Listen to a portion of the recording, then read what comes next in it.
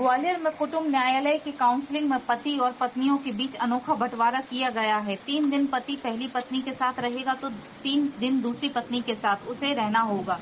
साथ ही दोनों को अपनी तनख्वाह के आधे आधे पैसे भी देना होंगे। खास बात यह है कि दोनों पत्नियों के एक एक संतान है। कुटुंब न्यायालय के काउंसलर हरीश दीवान ने बताया कि गुड़गांव में सॉफ्टवेयर इंजीनियर एक युवक की शादी ग्वालियर की लड़की से 2018 में हुई थी।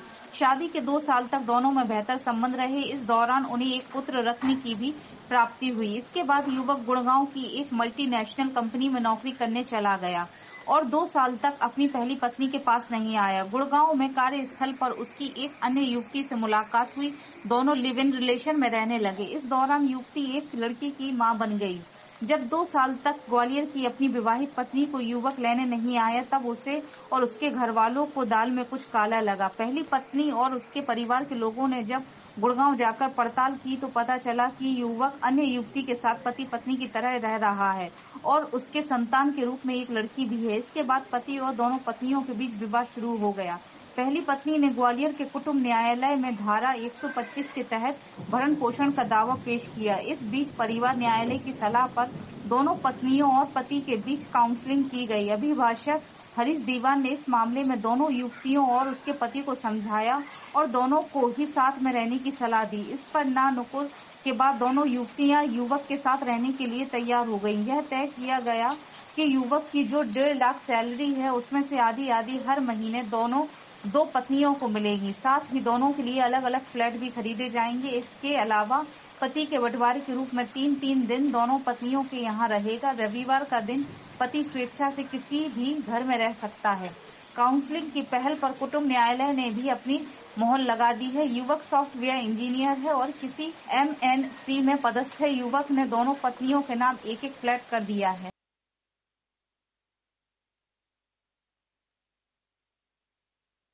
मामला कुटुंब न्यायालय ग्वालियर का है।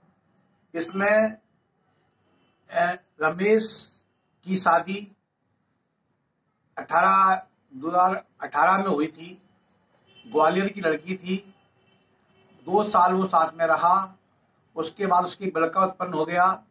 वो लड़की को ग्वालियर छोड़कर अपने गुड़गांव जॉब पर चला गया। जॉब पर साथ में रहने वाली लड़की से उसने लिव इन रिलेशन में संबंध बना लिए और उसको कुंवारा बताकर अपने आप को उससे शादी कर ली। शादी करने के बाद वो लड़की भी वहां रहने लगी और उसके भी लड़की हो गई। जब पति अपनी पत्नी को लेने ग्वालियर नहीं आ रहा और टाल मटोल कर रहा था, पत्नी के परिजनों उन्होंने जाकर गुड़गांव में जाकर उसको पता किया तो वो तो एक पत्नी के संग में वैवाहिक जीवन व्यतीत कर रहा था। उस पर काफी विवाद हुआ और सभी समाज के लोग बैठे।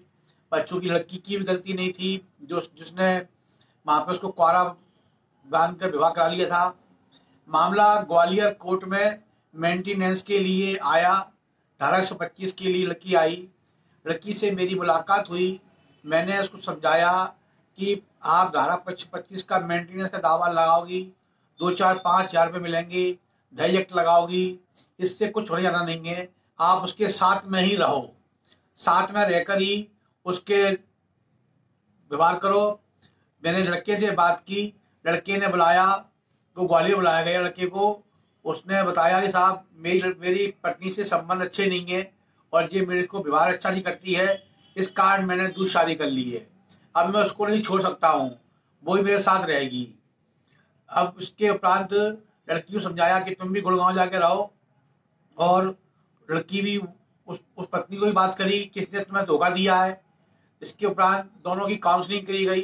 काउंसलिंग में यह तय किया गया कि दोनों को एक एक फ्लैट देगा लड़का और 3-3 दिन दोनों के साथ रहेगा। दोनों को आधी आधी तनख्वाह देगा। दोनों के जाकर 3 दिन खाना यहाँ खाएगा, 3 दिन खाना वहाँ खाएगा और 3 दिन साथ में रहेगा।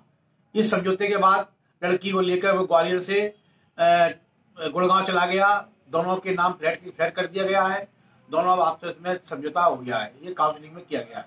काउंसलिंग में हरीश दीवान एडवोकेट एवं श्रीमती बबीता दीवान का सहयोग रहा है। धन्यवाद।